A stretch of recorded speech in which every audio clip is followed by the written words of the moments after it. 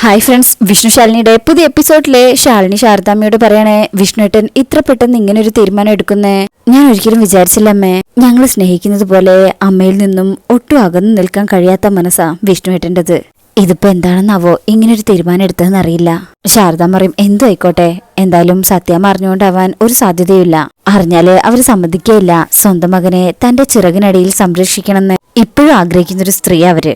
അവരുടെ മനസ്സിൽ ശാലിനിയോ സത്യമോളോ മറ്റാരും തന്നെയില്ല.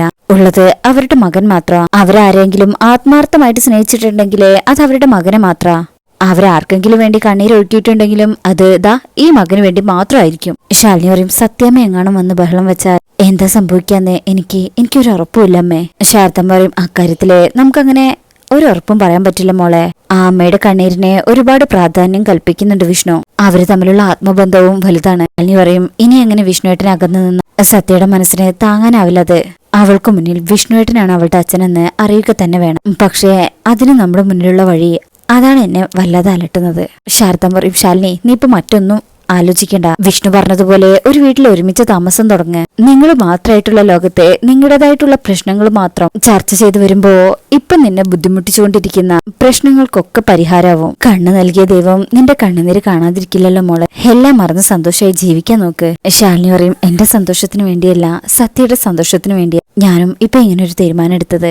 അവൾക്ക് അച്ഛനെ വേണം. അതിന് അവൾക്ക് അവളുടെ സ്വന്തം അച്ഛനെ തന്നെ കൊടുക്കുക. ശാരദാമ്മ പറയും, ഇതറിയുമ്പോ അവളെ എന്തുമാത്രം സന്തോഷിക്കുന്നറിയോ. ജീവിതത്തിലെ ഏറ്റവും അധികം സന്തോഷിക്കുന്ന നിമിഷവും ഇത് തന്നെയായിരിക്കും. ശാലിനി പറയും, പറഞ്ഞറിയിക്കാൻ നമുക്ക് ഇനിയും സമയമുണ്ട്. വരട്ടെ, എല്ലാം ഒത്തുവരട്ടെ. അതുവരെ നമുക്ക് ഇങ്ങനെ തന്നെ പോവാം. അപ്പോഴേക്കും സത്യം ഇങ്ങനെ ധൃതിയിൽ ശാരദാമ്മയെ ഒന്നിങ്ങ് വന്നേ.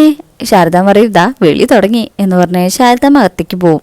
ശാലിനി അവിടെ വിഷ്ണുവിനെയും നോക്കി ഇങ്ങനെ ഇരിക്കുക. അതിനുശേഷം പിന്നീട് കാണിക്കുന്നത് സത്യമ്മയുടെ വീട്ടില് ഭാമയ്ക്കും, എടാ രോഹിത്തെ, ഈ നമ്പർ തെളിഞ്ഞു വരാതെ വരുന്ന കോളൊക്കെ ഇങ്ങനെ ആരാ വിളിക്കുന്നതെന്ന് കണ്ടുപിടിക്കാൻ എന്താ വഴി? രോഹിത് പറയും, കഴിയുന്നതും അത് എടുക്കാതിരിക്കുന്നതാ ബുദ്ധി. ഒന്നെങ്കില് അത് ഏതെങ്കിലും ഇന്റർനാഷണൽ കോൾ ആയിരിക്കും, അല്ലെങ്കിൽ ഫേക്ക് കോൾ ആയിരിക്കും. ഇപ്പൊ ഓൺലൈൻ തട്ടിപ്പുകള് ഒരുപാട് വരുന്നുണ്ടല്ലോ. ഭാമയ്ക്കും, അല്ല ഇവരിത് എങ്ങനെയാ വിളിക്കുന്നത്, ഇത് ആരാണെന്ന് അറിയാൻ എന്തോ ഒരു മാർഗം. ശ്യാമയ്ക്കും, സത്യമ്മയ്ക്ക് അങ്ങനെ വല്ല കോളും വരാറുണ്ടോ? ഭാമ പറയും, അല്ല എനിക്ക് വരുന്നുണ്ടെന്നല്ല, അങ്ങനെ വരുന്നുണ്ടോന്ന് തിരക്കിയതാണ്. ഭാമ ഒന്നും തുറന്നു പറയുന്നില്ല. ശ്യാമ മനസ്സിൽ വിചാരിക്കും, കുഞ്ഞച്ചി പറഞ്ഞതുപോലെ സത്യാമ്മയ്ക്ക് എവിടെ നിന്നൊക്കെയോ കോളുകൾ വരുന്നുണ്ട്. ഫോൺ പെട്ടെന്ന് ശരിയാക്കിച്ചതും അതുകൊണ്ട് തന്നെയാണ്. സത്യങ്ങൾ സത്യമേ അറിയിക്കാൻ ശ്രമിക്കുന്നവരെ വിളിക്കുന്നുണ്ട്, അത് തീർച്ച.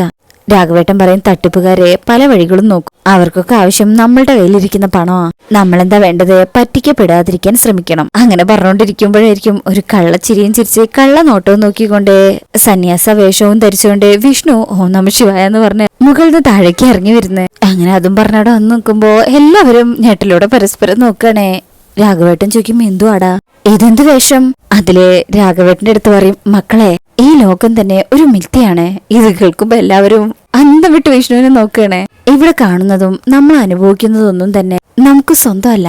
ഉള്ളതെല്ലാം ഇന്നല്ലെങ്കിൽ നാളെ മറ്റൊരാൾക്ക് സ്വന്തമാവേണ്ടതാണ്. ഭാമയ്ക്കും, ഇവരെന്തൊക്കെയാ പറയുന്നത്? രാഘവേട്ടൻ പറയും, ഭാമയ്ക്കും, എടാ വിഷ്ണു എന്ത് വേഷം കെട്ടാടാ ഇത്? വിഷ്ണു പറയും, മാതാവേ വിഷ്ണു അല്ല സ്വാമി. നമ്മൾ കണ്ടതും കേട്ടതും ഒന്നുമല്ല സത്യങ്ങളെ. അല്പം മുമ്പ് നമ്മൾ ടിവിയിൽ കേട്ട ആ സന്യാസിയുടെ വാക്കുകൾ നമ്മെ വല്ലാണ്ട് അങ്ങ് ആകർഷിച്ചിരിക്കുന്നു. നമ്മുടെ മനസ്സിന് കീഴ്പ്പെടുത്തി. നാം അദ്ദേഹത്തിന്റെ നമ്പർ കണ്ടുപിടിച്ച് കുറേ നേരം സംസാരിച്ചു. ഇത്രയും നേരം എനിക്ക് അദ്ദേഹം സമാധാനത്തിന്റെ പാതയിലൂടെ എങ്ങനെ സഞ്ചരിക്കാമെന്ന് വളരെ വിശദമായിട്ട് പറഞ്ഞു തരുമായിരുന്നു. അത് കേട്ട് കഴിഞ്ഞപ്പോ ഈ നാടും വീടും നഗരവും എല്ലാം വിട്ട് ശാന്തിയുടെയും സമാധാനത്തിന്റെയും ലോകത്തേക്ക് പോവണമെന്ന് മനസ്സ് മന്ത്രിച്ചു. അതുകൊണ്ട് നാം എന്നേക്കുമായിട്ട് സമാധാനത്തിന്റെ ലോകത്തേക്ക് ഒരു യാത്ര പോവാ. നമ്മെ തടയരുത്, തിരിച്ചു വിളിക്കുകയും ചെയ്യരുത്. മനസ്സും ശരീരവും ശുദ്ധീകരിച്ച്. രോഹിതയ്ക്കും, ബ്രോ എന്തൊക്കെയാ പറയുന്നത്? ഒരു പ്രോഗ്രാം കണ്ടു എന്ന് പറഞ്ഞ് ഇങ്ങനെയൊക്കെ മാറ്റം വരുമോ? സഹജ, ബ്രോ അല്ല സ്വാമിജി. വിഷ്ണുവിന്റെ വാക്ക് കേട്ട് എല്ലാവരും ഇങ്ങനെ അന്തം വിട്ട് നിൽക്കണേ. മകനെ, അത് പ്രോഗ്രാം അല്ലായിരുന്നോ? നാം ഒരുപാട് നാളായിട്ടും മനസ്സിൽ കൊണ്ടു നടന്ന ചോദ്യങ്ങൾക്കുള്ള ഉത്തരം അതായിരുന്നു ആ പരിപാടിയിൽ നിറഞ്ഞു നിന്നത്. ഇത്രയും നാൾ നമ്മൾ കണ്ടതും അനുഭവിച്ചതും ഒന്നുമല്ല കുഞ്ഞെ ജീവിതം. ജീവിതം എന്ന് പറയുന്നത് അത് ഭൂമിയിലല്ല. ഭൂമിയിൽ നമ്മൾ ജീവിച്ചു തീർക്കുന്നത് മുൻ ജന്മത്തെ പാപഭാരമാണ്. അത് അനുഭവിക്കാണ് വേണ്ടത്. മരണശേഷമാണ് ഓരോ മനുഷ്യനും യഥാർത്ഥ ജീവിതം ഉള്ളത്. ഈ ശിഷ്ടകാലം കഴിഞ്ഞു കിട്ടാനും മരണശേഷമുള്ള ജീവിതം സ്വന്തമാക്കാനും സന്യാസം കൊണ്ട് മാത്രമേ സാധിക്കത്തുള്ളൂ. അതിന് ഏറ്റവും അനുയോജ്യമായ സ്ഥലം ഹിമാലയം തന്നെയാണ്. ഇത് കേൾക്കുമ്പോ എല്ലാവരും ഇങ്ങനെ പരസ്പരം നോക്കണേ. വിഷ്ണു പറയും നമ്മുടെ യാത്രയും അങ്ങോട്ട് തന്നെയാണ്. ഇനിയുള്ള ജീവിതം അവിടെ തന്നെയാണ്. രാഘവേട്ടൻ ചോദിക്കും, ഇതെന്താടാ നിന്റെ തലയ്ക്ക് ഓളം കയറിയോ? എന്തൊക്കെ പിച്ചും പെയ്യ ബാമ ഇവനീ പറയുന്നത്? വിഷ്ണു പറയും, പിതാവേ അരുത്. നമ്മുടെ രാഘവേട്ടനും അങ്ങ് ദേഷ്യം വരുന്നുണ്ട്. ബാമ അവിടുന്ന് എഴുന്നേറ്റ് വയ്ക്കും, ഡാടാ എന്താ നിന്റെ ഉദ്ദേശം? ഈ വേഷം കെട്ടലിന്റെ കാര്യം എന്താണെന്ന് ചോദിച്ചത് നിന്നോട്. വിഷ്ണു പറയും, അരുത്. പരിപാവനവും പരിശുദ്ധവുമായ ഈ വേഷത്തിനെ വെറും വേഷം കെട്ടെന്ന് പറഞ്ഞ് ആക്ഷേപിക്കരുത്. ഒരാളുടെ ജീവിതം പൂർണ്ണമായി ദൈവത്തിൽ അർപ്പിക്കുന്നതിനെ തടസ്സം നിൽക്കുകയും ചെയ്യരുത്. നമ്മുടെ വഴി നാം തെരഞ്ഞെടുത്തു കഴിഞ്ഞു. എല്ലാവരും ഇങ്ങനെ കിളി പോയി നിൽക്കണേ. വിഷ്ണു പറയുന്നത് കേട്ടിട്ട് ശ്യാമയ്ക്കും വിഷ്ണുവേട്ടൻ നന്നായി ആലോചിച്ചിട്ട് തന്നെയാണോ ഈ തീരുമാനം എടുത്തത്? വിഷ്ണുവേട്ടനോടൊപ്പം ജീവിക്കാൻ കാത്തിരിക്കുന്ന എന്റെ കുഞ്ഞേച്ചിയോട് ഞാൻ എന്താ പറയേണ്ടത്? വിഷ്ണു പറയും, മകളെ നടക്കാൻ സാധ്യതയില്ലാത്ത ഒരു ജീവിതത്തെക്കുറിച്ചോർത്ത് സ്വപ്നം കാണരുതെന്ന് പറയൂ ആ സഹോദരിയോട്.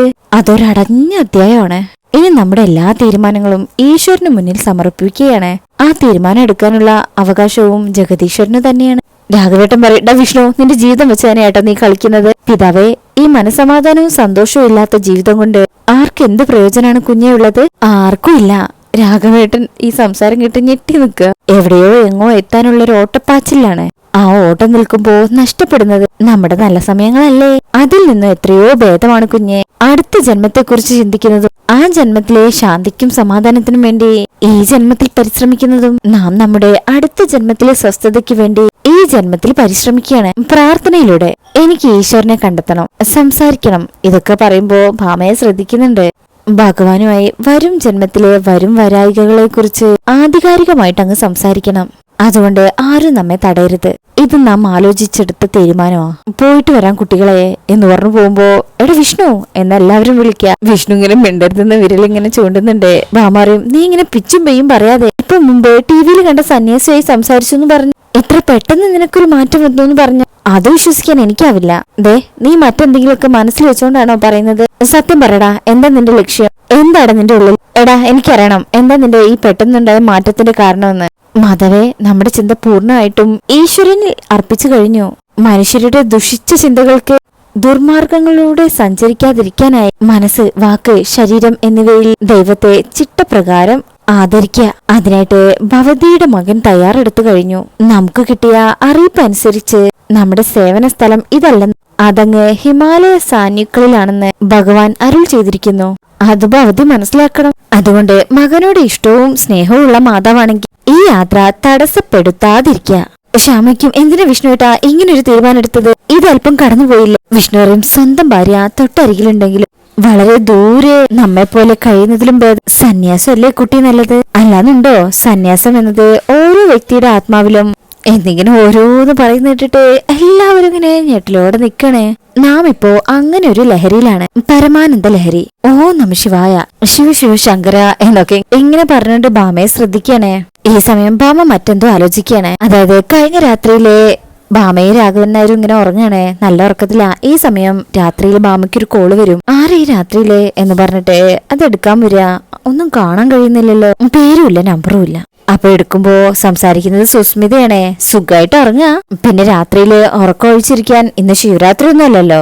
ആരാ നീ? ഇതിപ്പോ 1-2 തവണയായല്ലോ വിളിച്ച് ശല്യപ്പെടുത്താൻ തുടങ്ങിയിട്ട്. സുസ്മിത പറയും, അയ്യോ ചൂടാവില്ലേ, മറ്റുള്ളവർ വരും. പിന്നെ സഹായിക്കാൻ വിളിച്ചത് ഉപദ്രവമായി മാറരുത്, അതുകൊണ്ടാ ശബ്ദം കുറച്ച് സംസാരിക്കാനായിട്ട് പറഞ്ഞത്. ഭാമ പറയും, ഇതെന്റെ വീടാ, ഇവിടെ എങ്ങനെ സംസാരിക്കണം എന്ന് എനിക്കറിയാം. നീ വിളിച്ച കാര്യം പറ. ഞാൻ പറയാൻ പോകുന്ന കാര്യങ്ങൾ കേട്ടാൽ നിങ്ങൾക്കിന്ന് ഡബിൾ ശിവരാത്രി ആയിരിക്കും. 1-2 ദിവസത്തേക്ക് ഉറക്കമേ ഉണ്ടാവില്ല.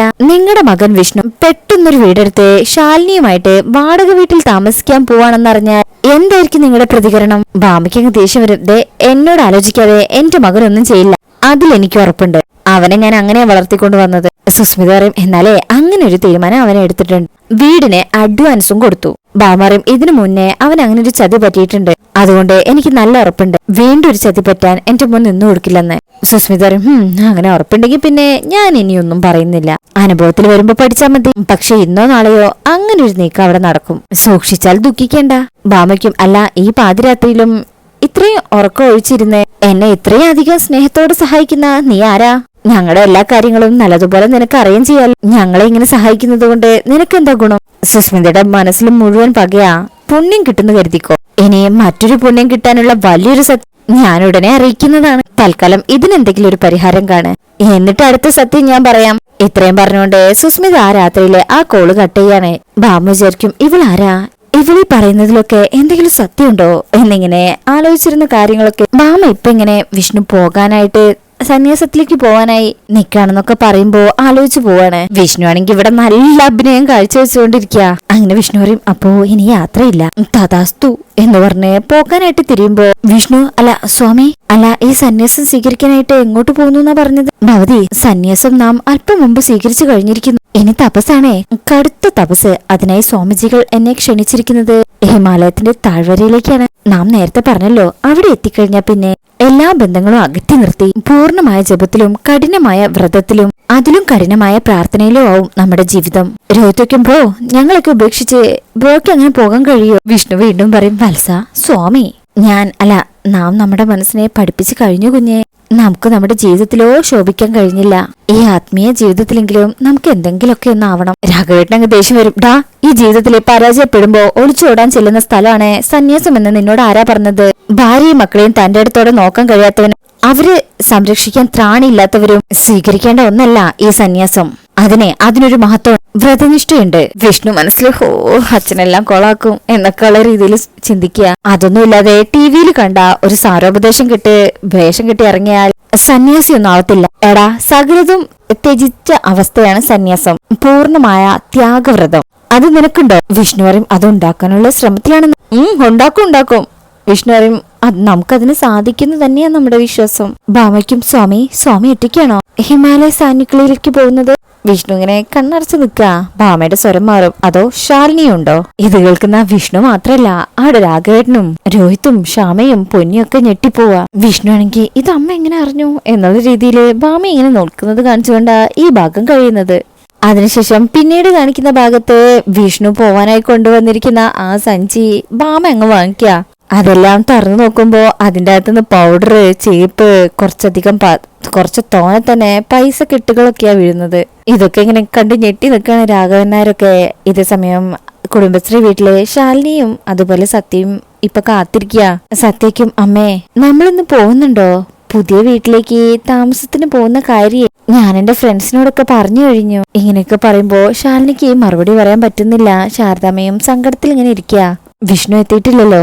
ശേഷം പിന്നീട് കാണിക്കുന്നത് ഭാമ വിഷ്ണുവിന്റെ അടുത്ത് പറയണേ, നീ എന്റെ കൺമുന്നിൽ എന്നെ തനിച്ചാക്കിയിട്ടിറങ്ങിയാൽ ഞാൻ ചങ്കു പൊട്ടി മരിച്ചു പോവും എന്നും പറഞ്ഞ് അകത്ത് കയറി അങ്ങ് കഥ കടയ്ക്കും. വിഷ്ണു ഇങ്ങനെ നിരാശനായിട്ട് സങ്കടത്തോടു കൂടെ നിൽക്കുന്നത് കാണിച്ചുകൊണ്ടാ ഈ ഭാഗം കഴിയുന്നത്. ഇനി സത്യഭാമയെ ധിക്കരിച്ചുകൊണ്ട് വിഷ്ണു അവിടെ നിന്ന് ഇറങ്ങിപ്പോവോ ഇല്ലെന്നൊന്നും അറിയില്ല. എന്തായാലും നമുക്ക് അടുത്ത ഭാഗത്തിനായിട്ട് വെയിറ്റ് ചെയ്യാം. ഇന്നത്തെ റിവ്യൂ ഇഷ്ടപ്പെട്ടിട്ടുണ്ടെങ്കിൽ ചാനൽ എല്ലാവരും ഒന്ന് ലൈക്ക് ചെയ്ത് സബ്സ്ക്രൈബ് ചെയ്ത് സപ്പോർട്ട് ചെയ്തേക്കണേ. താങ്ക്